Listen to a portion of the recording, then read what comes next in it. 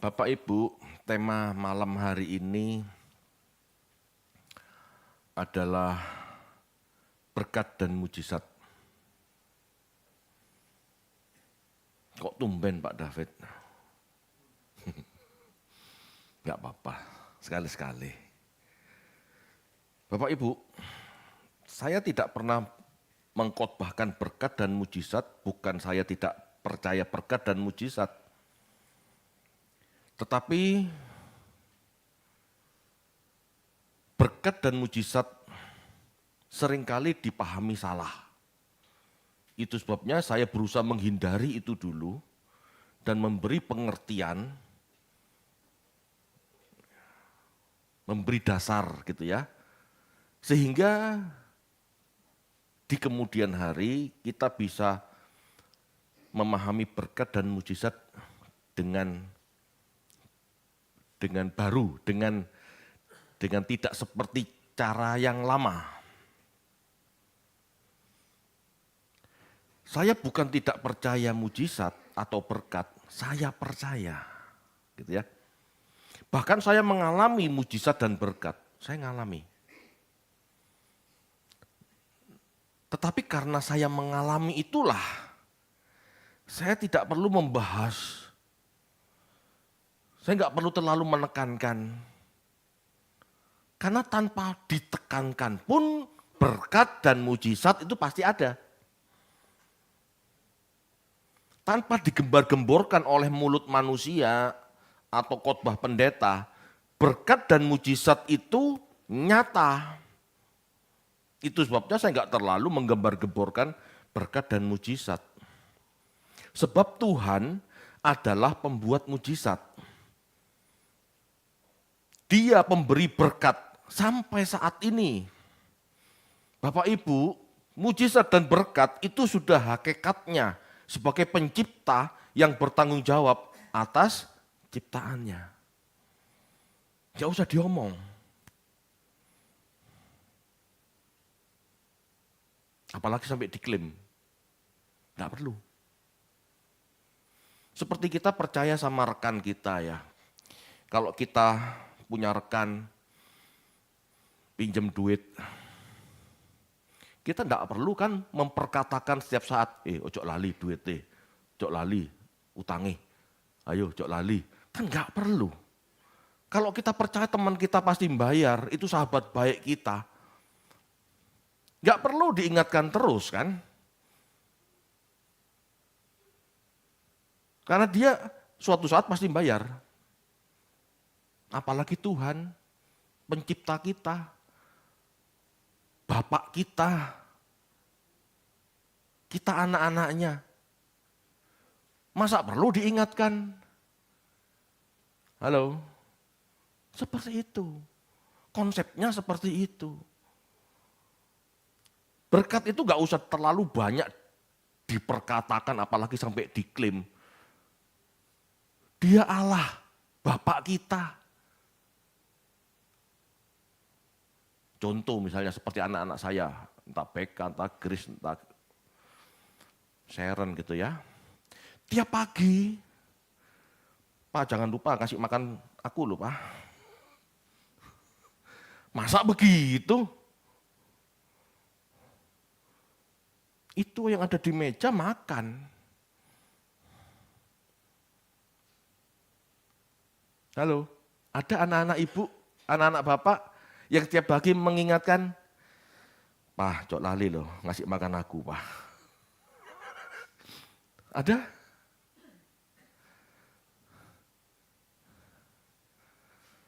Tapi kita orang Kristen tiap kali ketemu Tuhan dalam doa, Tuhan berkati aku. Loh, nalarnya sampai enggak di situ? Kamu percaya enggak dia bapakmu? Kenapa selalu diingatkan? Bapak berkati aku. Anda bangun tidur hari itu bisa bernafas, bisa ke kamar mandi, setor, itu kan sudah berkat. Ada anak bapak ibu yang ngingetin? Coba sekali lagi.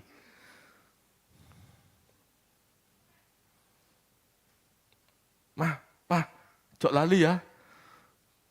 Kasih makan aku. Halo. Kalau ada, lakukan itu kepada Allah, tidak ada masalah. Tapi kalau tidak ada, seharusnya kita malu. Kenapa anak kita yang masih kecil bisa percaya pada kita sebagai orang tua, tapi kenapa kita, orang dewasa yang sudah mengerti kebenaran, masih mengingatkan Tuhan tentang berkat-Nya? Halo, periksa sikap hati kita yang katanya orang beriman. Bapak Ibu, ada masalah besar dalam kekristenan karena selalu berpikir berkat dan mujizat selalu berkaitan dengan materi. Enggak. Kenyataannya di Alkitab tidak seperti itu. Berkat dalam bahasa Yunani, eulogeo. Eulogeo. Artinya, eu itu baik, logeo itu logos, ucapan baik, kata-kata baik, pengertian yang baik. Itu artinya berkat, ucapan berkat, ya, perkataan yang baik, ucapan berkat, memuji, mengucap syukur. Jadi sesungguhnya Bapak Ibu, berkat tidak memiliki makna materi. Tidak ada. Berkat tidak berhubungan dengan materi secara langsung. Tidak ada. Tetapi segala macam kebaikan yang menyertai kehidupan sehingga kita bisa bersyukur. Itu berkat. Kebaikan.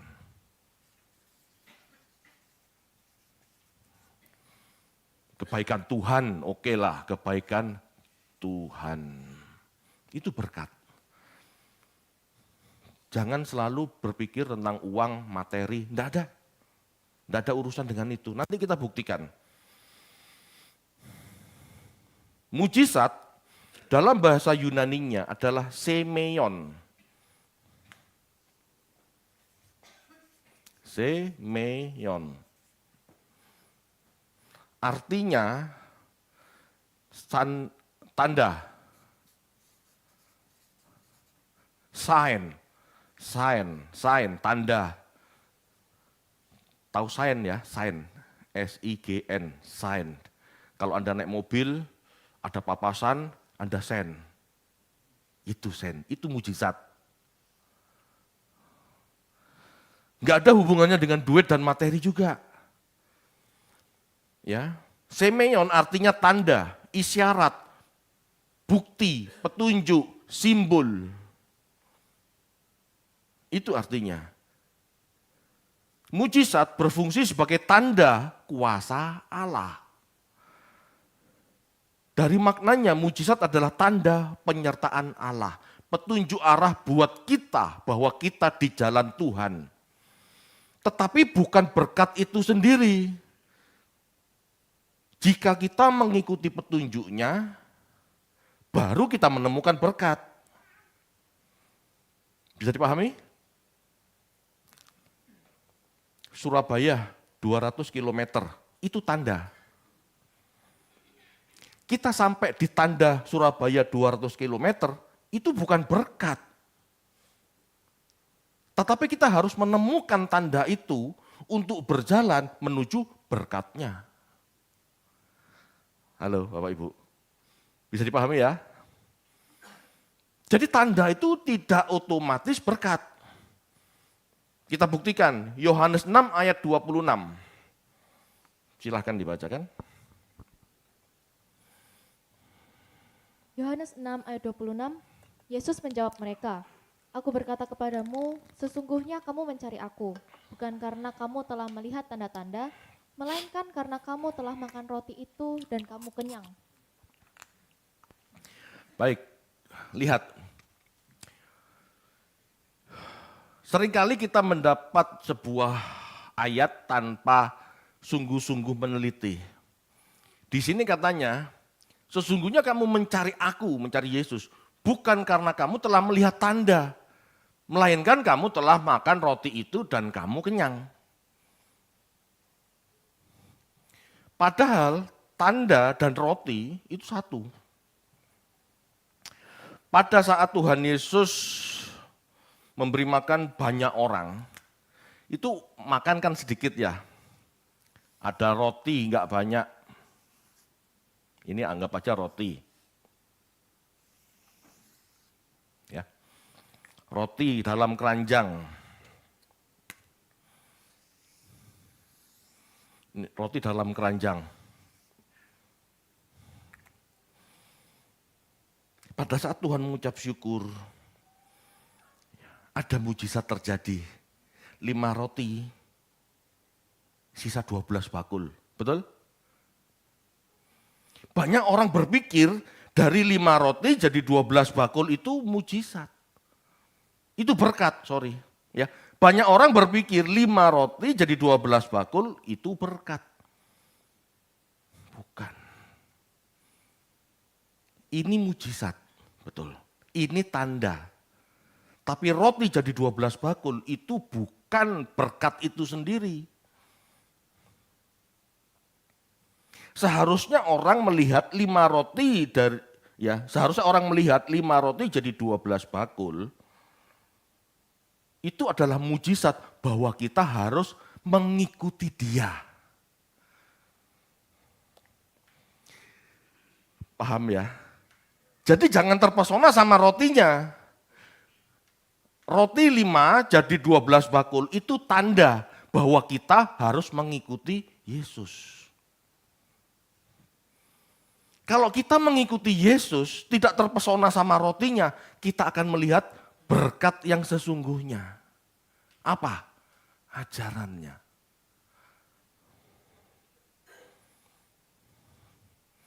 Karena Tuhan memisahkan, munculkan ayat tadi. Karena Tuhan memisahkan, kamu mencari aku bukan karena kamu telah melihat tanda, tetapi karena kamu telah makan roti itu dan kamu kenyang. Orang Yahudi tidak melihat siapa yang membuat mujizat, tetapi dia melihat berkat, tanda kutip, berkat roti. Padahal itu bukan itu yang sesungguhnya.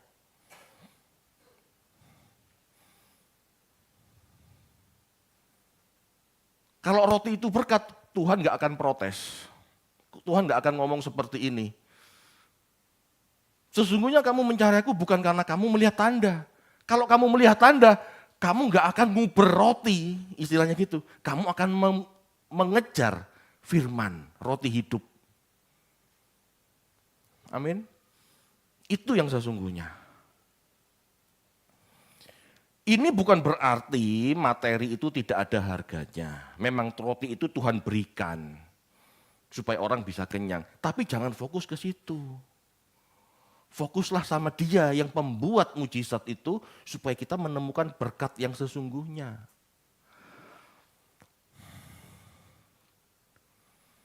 Kalau boleh saya simpulkan gitu ya.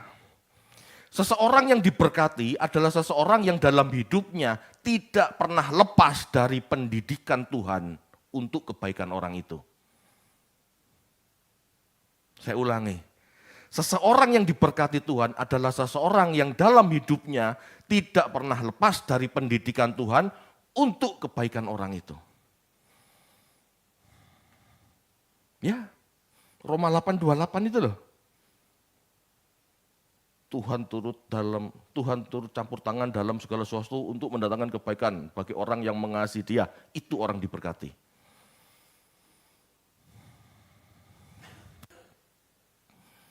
Bapak Ibu, seseorang yang diberkati adalah seseorang yang hidupnya tidak lepas dari pendidikan Tuhan untuk kebaikannya.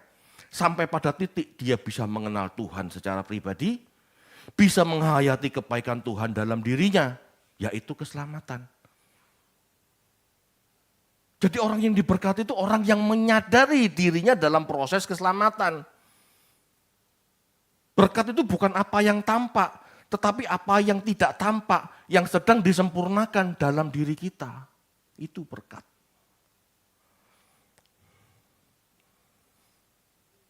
Bapak Ibu, tokoh yang kita kenal diberkati Tuhan siapa? Abraham. Betul ya, kita baca yuk. Kejadian 12 ayat 2 sampai 3.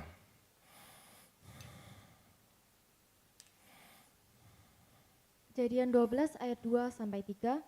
Aku akan membuat engkau menjadi bangsa yang besar dan memberkati engkau serta membuat namamu masyhur. Dan engkau akan menjadi berkat. Aku akan memberkati orang-orang yang memberkati engkau dan mengutuk orang-orang yang mengutuk engkau. Dan olehmu semua kaum di muka bumi akan mendapat berkat. Ya. Ayat-ayat ini adalah ayat-ayat yang menyatakan bahwa Abraham diberkati. Masalahnya, banyak orang berpikir Abraham diberkati itu dengan materi limpah. Saya kasih tahu Bapak Ibu, sebelum ada ayat ini, Abraham itu sudah kaya raya. Sebelum ayat ini, sebelum dia ketemu Tuhan, dia tuh saudagar kaya. Itu keturunan tajir.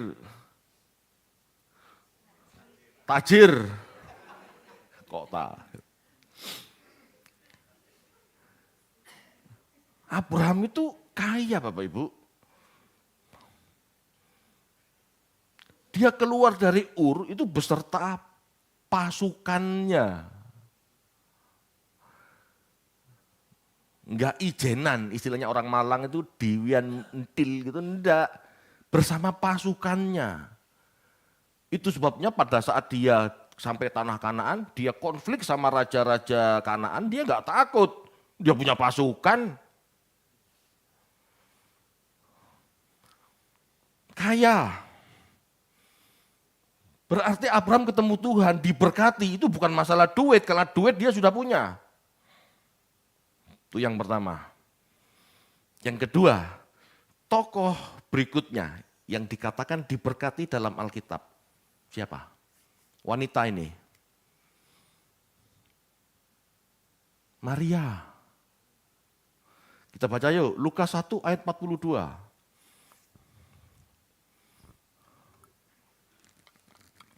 Lukas 1 ayat 42. Lalu berseru dengan suara nyaring, diberkatilah engkau di antara semua perempuan dan diberkatilah buah rahimmu. Ya, Maria adalah perempuan yang diberkati. Tapi kita lihat hidupnya, pernahkah Maria kaya? Tidak pernah. Dia kawin sama Yusuf, Yusuf orang kaya, Yesus belum besar, Yusuf sudah mati. Sehingga Maria menghidupi anaknya sendiri. Dia orang miskin. Dan sampai matinya tidak pernah dikatakan Maria jadi kaya. Halo Bapak Ibu. Lalu berkat model apa yang dimaksud Tuhan?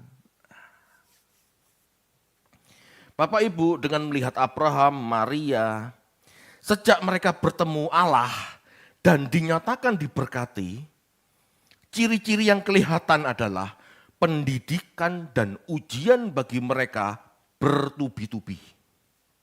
Betul enggak? Semenjak Abraham keluar Ur, ada masalah. Disuruh serahin anak, ketemu raja-raja Kanaan yang menyerang dia, membebaskan Lot, masalah terus. Tapi dia tetap melangkah dan tidak kembali pulang. Itu tanda dia diberkati. Maria juga, semenjak ketemu malaikat dan dinyatakan kamu wanita yang diberkati Tuhan, hidupnya jadi tidak enak. Maksudnya apa malaikat?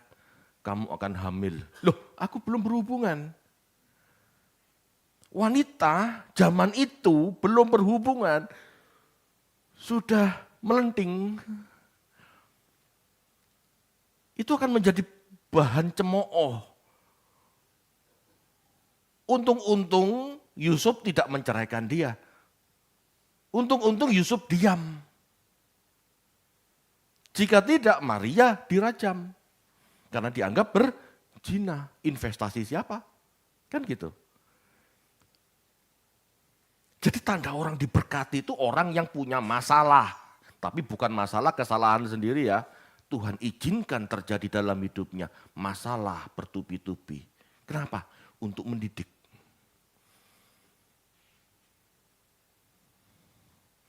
Bapak Ibu,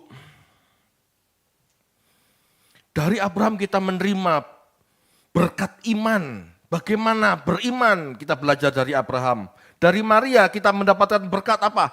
Kerelaan, ketulusan. Kamu akan hamil. Loh, belum menikah. Ini kehendak Allah. Jadilah seturut perkataanmu. Maria begitu.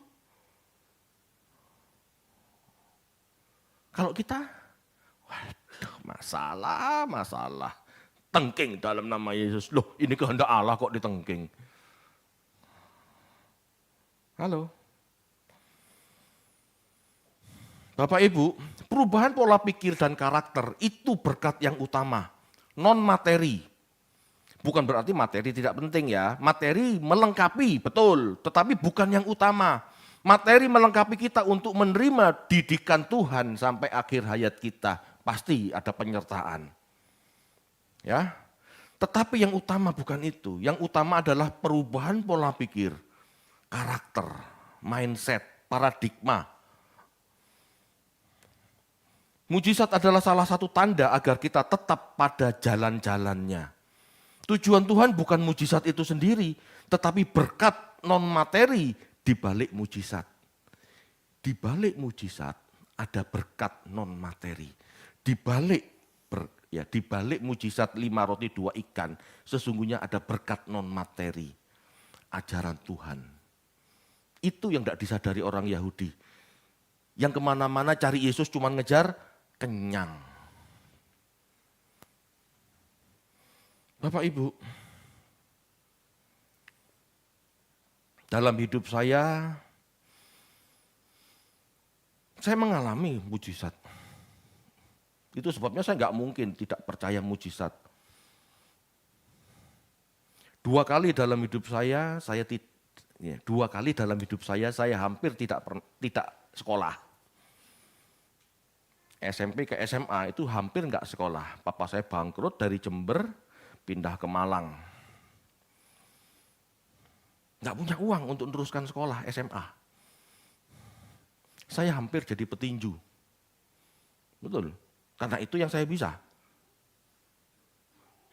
Pemikiran saya waktu itu, jual koran, SMP kan jual koran, bisa ya.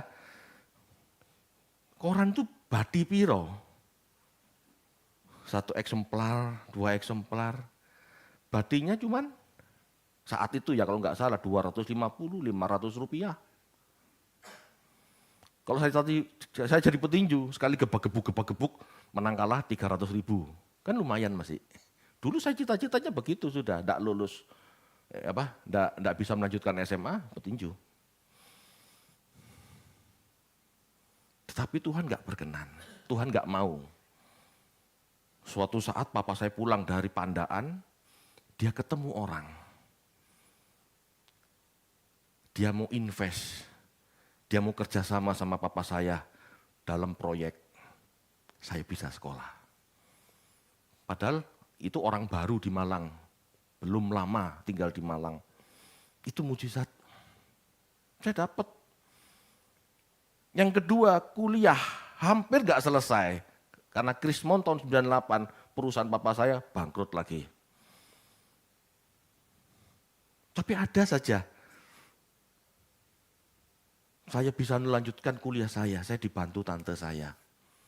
Saya lulus. Bapak Ibu, saya mengalami mujizat. Saya menerima berkat. Berkatnya apa? Bukan duit. penyertaan Tuhan. Lihat nih, Tuhan kalau sudah punya mau, ada saja jalannya. Jangan ragukan Tuhan. Itu pelajaran pentingnya. Saya nggak pegang uang cash, enggak, tapi saya bisa kuliah.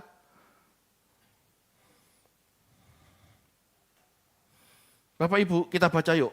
Lukas 12 ayat 2 sampai 31. Cek.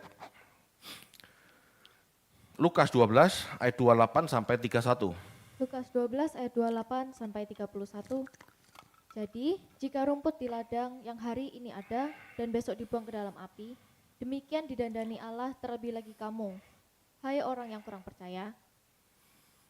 Jadi, janganlah kamu mempersoalkan apa yang akan kamu makan atau apa yang akan kamu minum, dan janganlah cemas hatimu. Semua itu dicari bangsa-bangsa di dunia yang tidak mengenal Allah. Akan tetapi Bapamu tahu bahwa kamu memang memerlukan semuanya itu. Tetapi carilah kerajaannya, maka semuanya itu akan ditambahkan juga kepadamu. Bapak Ibu, di dalam ayat ini dikatakan, rumput di ladang yang hari ini ada besok dibuang ke dalam api. Umurnya cuma sehari. Rumput memiliki masa hidup singkat, cuma sehari. Itu saja didandani Tuhan. Ya, Allah melengkapi hidupnya. Apalagi kita manusia yang hidup 70 tahun, pasti tidak akan dibiarkan sendiri tanpa pertolongan. Makan atau minum itu berbicara kebutuhan pokok, ya. Kita tidak perlu khawatir. Tuhan tahu semua orang butuh makan dan minum. Sebagai manusia memang memerlukan hal-hal primer itu untuk hidup. Tuhan tahu kok. Gak usah khawatir, Tuhan akan pelihara dengan caranya. Jangan ragu. Tuhan menyuruh kita tetap melakukan kehendaknya saja. Rajin saja, kerja saja, jujur saja. Kita pasti bisa makan, bisa minum. Kebutuhan pokok kita pasti tercukupi. Pemeliharaan itulah berkat Tuhan. Belum tentu duit, tetapi ada saja cara kita mendapatkan makan hari itu. Kan gak harus duit. Kalau orang ngasih roti, ya itu berkat. Kan gak harus duit. Kalau orang kasih kerjaan, ya itu berkat. Jadi jangan selalu berpikir duit.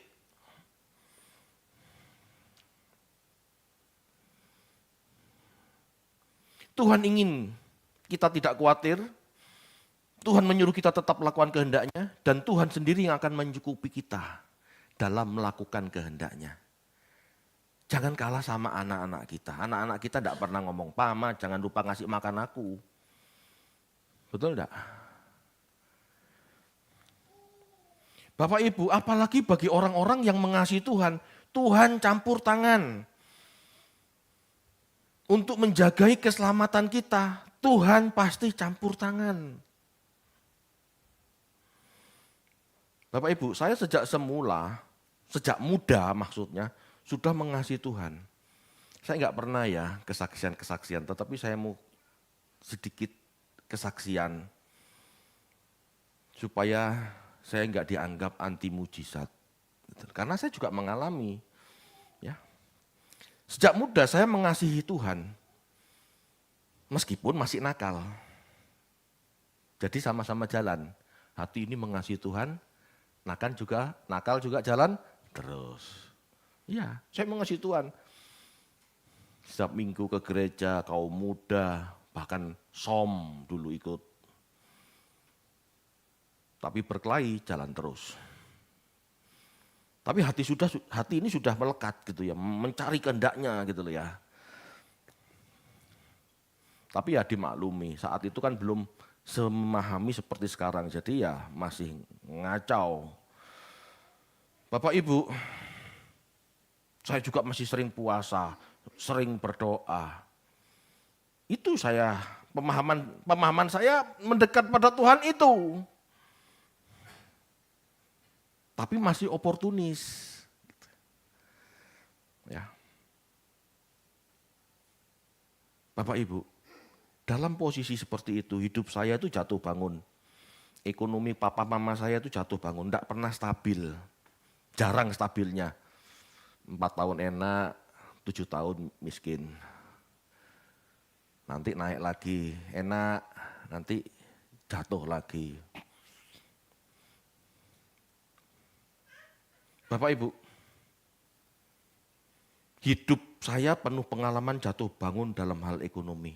Tetapi tidak pernah Tuhan biarkan saya kelaparan. Bahkan sampai hari ini kurus saja tidak bisa. Betul itu, udah intermittent, udah apa, ngurangi ini, ngurangi itu, tidak bisa. Apakah saya nggak diberkati? Gak percaya orang kalau saya, Pak David gak diberkati, tidak mungkin kan. Tapi yang pasti Bapak Ibu, saya ini dididik Tuhan. Saya dididik Tuhan untuk percaya, saya dididik Tuhan untuk mengenalnya secara pribadi. Bahkan dulu Bapak Ibu waktu saya muda, saya pernah berpikir, mungkinkah saya menikah? Betul itu. Karena masa muda saya kerja, saya rajin bekerja, gajinya juga agak gede. Kerja di pabrik sandal, gajinya 500 kalau nggak salah saat itu. Tahun 2000. Kerja di pabrik kain di Solo, gaji sekitar 2 juta. Masih bayar uang kos, masih bayar uang makan, betul ya? Masih bayar bensin. Sisa berapa? Belum juga saya pakai pulang, transport naik bis pulang untuk apel. Iya kan? Berapa sisa uang? Dikali-kali. Ya, bisa 10 tahun lagi saya menikah.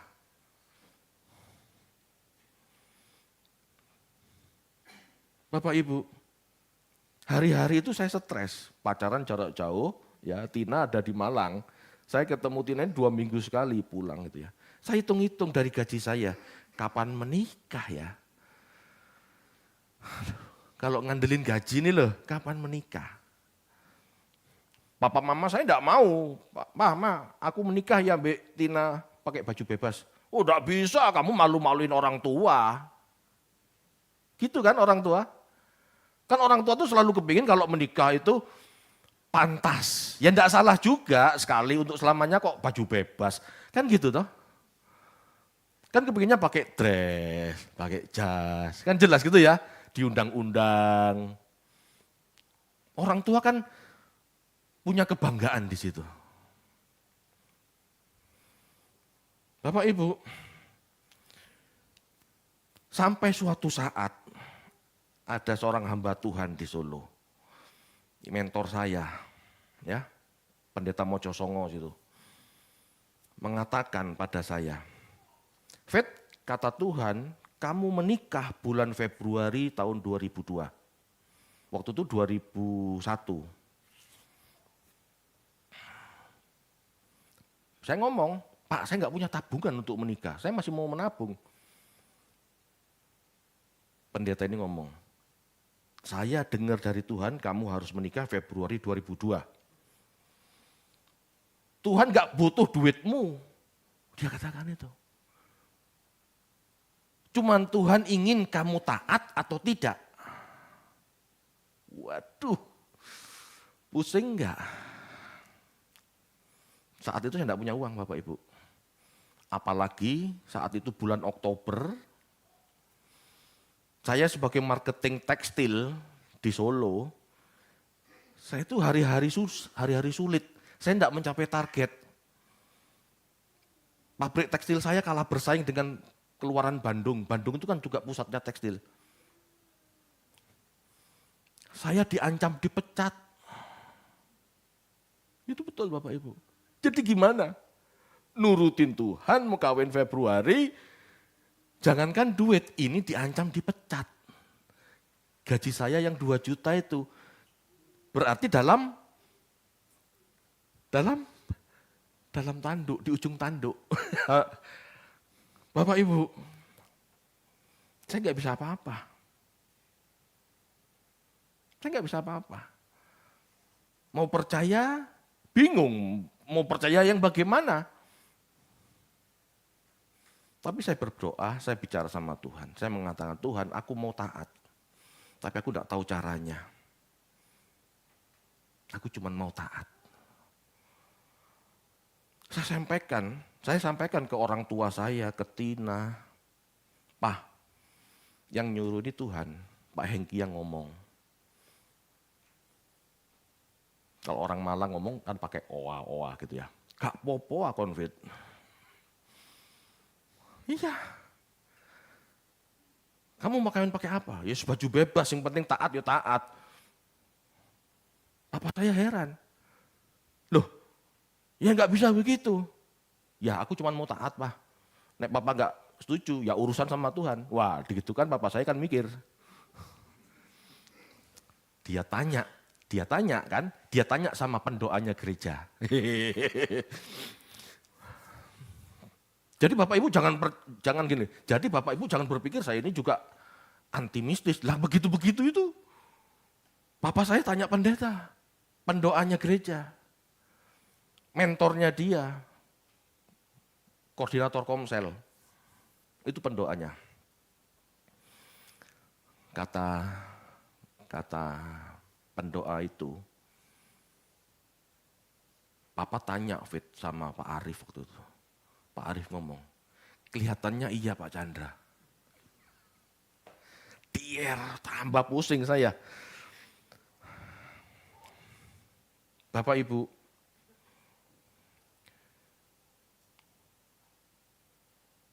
saya nggak ngerti harus berbuat apa.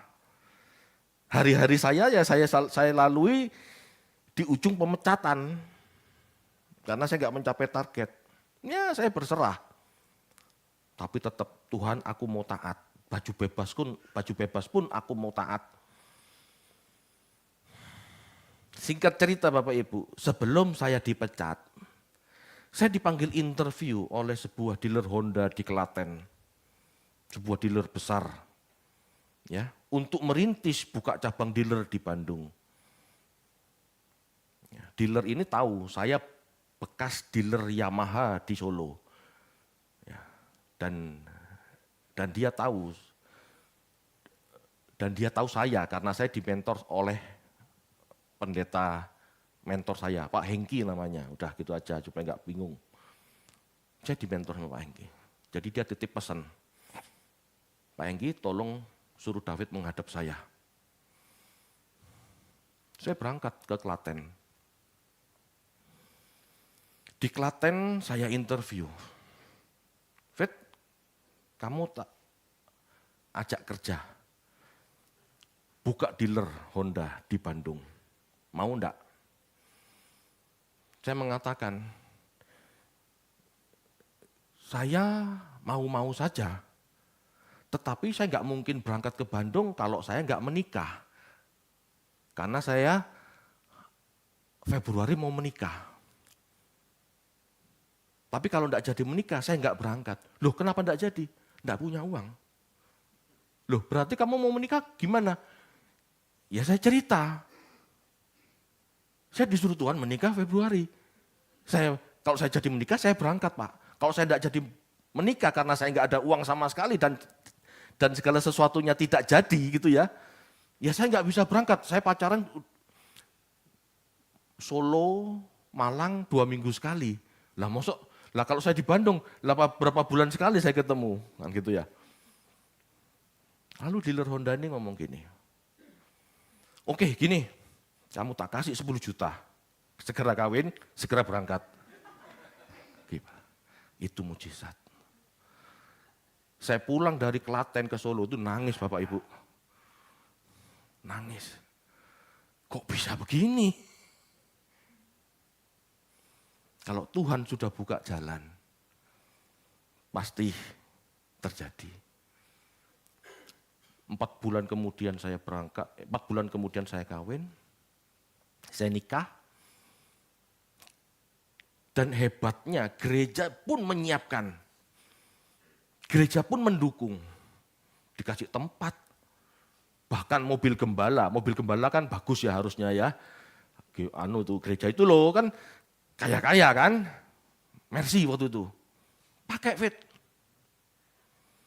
Wow. Habis menikah, saya nggak pegang duit Bapak Ibu. Yang penting saya menikah.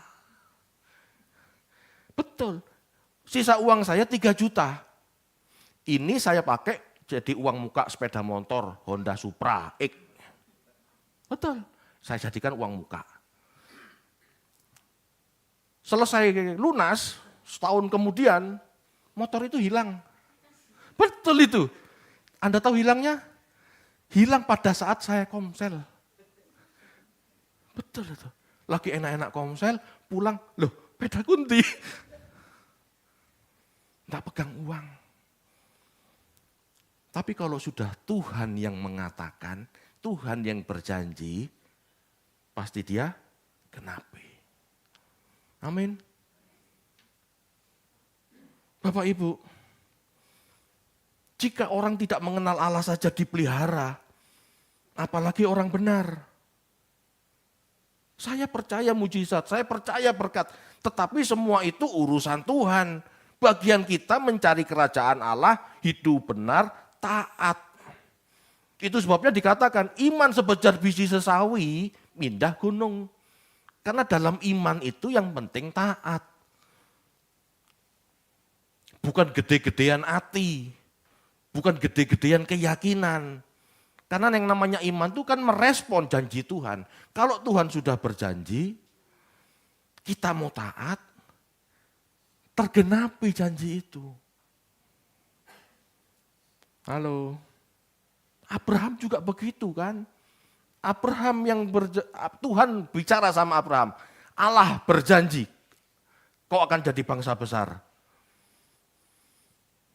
Abraham taat saja.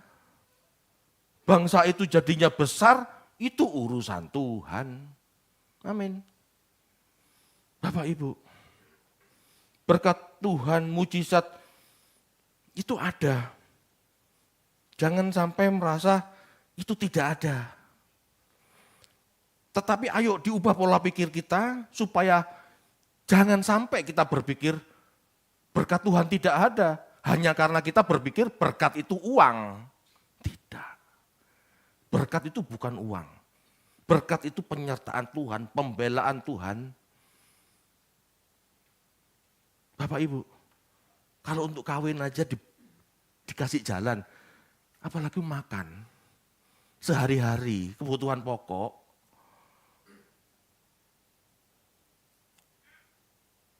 Berkat Tuhan untuk saya menikah, itu bukan cuma prosesi pemberkatan lalu pulang loh. Enggak, saya masih bisa resepsi. Saya masih bisa menjamu undangan, masih bisa. 10 juta itu tuh, gak ngerti caranya gimana. Itu ya 5 roti 2 ikan itu. Dari 10 juta itu habis banyak juga, saya hitung-hitung. Tapi kalau mau melangkah, Tuhan pasti sertai. Amin.